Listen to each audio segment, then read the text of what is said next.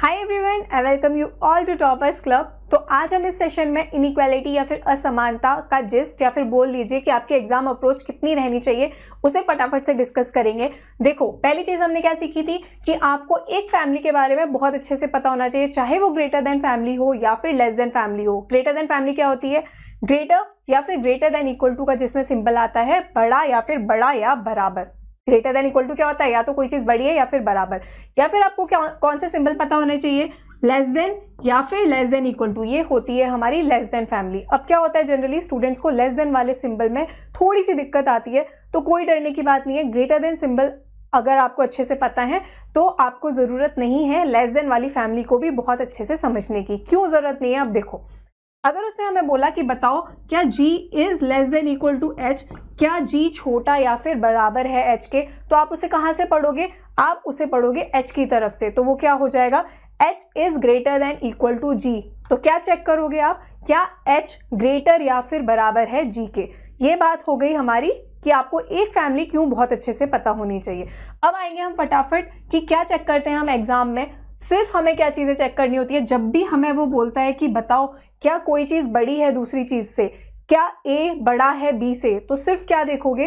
क्या उसके बीच में एक भी ग्रेटर का साइन है? ये सबसे पहली चीज होती है जो आप चेक करते हो। एक ग्रेटर का साइन होना ही चाहिए, ठीक है। जैसे ही आपने एक ग्रेटर का साइन देखा तो हमें अगली चीज क्या देखनी होती है कि उसके बीच में कौन से सिंबल नहीं आने चाहिए? लेस देन या फिर लेस देन इक्वल टू के सिंबल नहीं आने चाहिए। सिर्फ कौन कौन से सिंबल उसके बीच में आ सकते हैं? एक ग्रेटर का सिंबल तो आना ही है, ठीक है, ये चीज तो चाहिए ही चाहिए, एक आना चाहिए। एक से ज्यादा आए तो कोई दिक्कत नहीं है।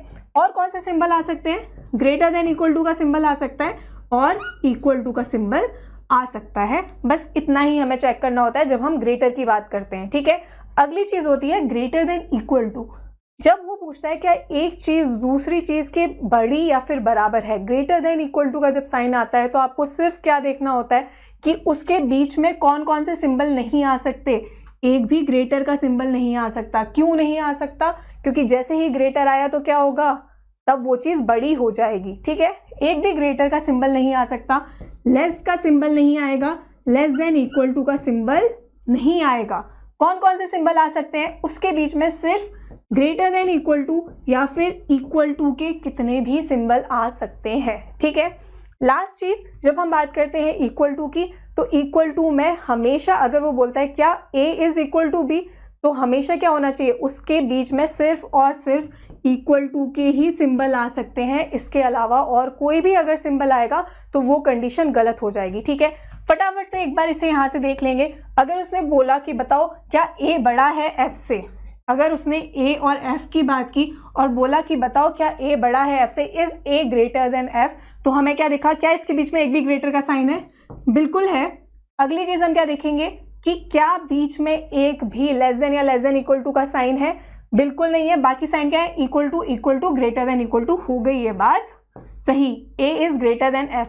अगली बात, अगर वो हमसे पूछता है कि बताओ क्या b is equal to d है, बताओ। बिल्कुल b is equal to d है, क्योंकि इसके बीच में जो दोनों साइन है वो किसके हैं? इक्वल टू के हैं। जब बात आती है ग्रेटर देन इक्वल टू की, तो हम क्या देखेंगे कि बताइए कौन कौन से सिंबल आ सकते हैं? इक्वल टू और ग्रेटर देन इक्वल टू के सिंबल आ सकते हैं उसके बीच में। अगर वो पूछता है कि बताओ क्या a is greater than equal to e, ठीक है, क्या a बड़ा या बराबर है e के, तो क्या दिख रहा है हमें? कौन कौन से साइन है? Greater than equal to, equal to, greater than equal to. बिल्कुल a is greater than equal to e, ठीक है। तो बस इतना ही था इस सेशन में। अगर आप ये सीखना चाहते हैं कि ये सब चीजें हुई क्यों, तो वो आपको बेसिक सेशन में बहुत बहुत डिटेल में समझाया गया है। इस सेशन के लिए इतना ही। अगर आपको ये सेशन सच में पसंद आ रहा है तो डेफिनेटली शेयर करेंगे और कमेंट सेक्शन में जरूर बताएंगे, तभी हम इस सीरीज को कंटिन्यू करेंगे। ओके।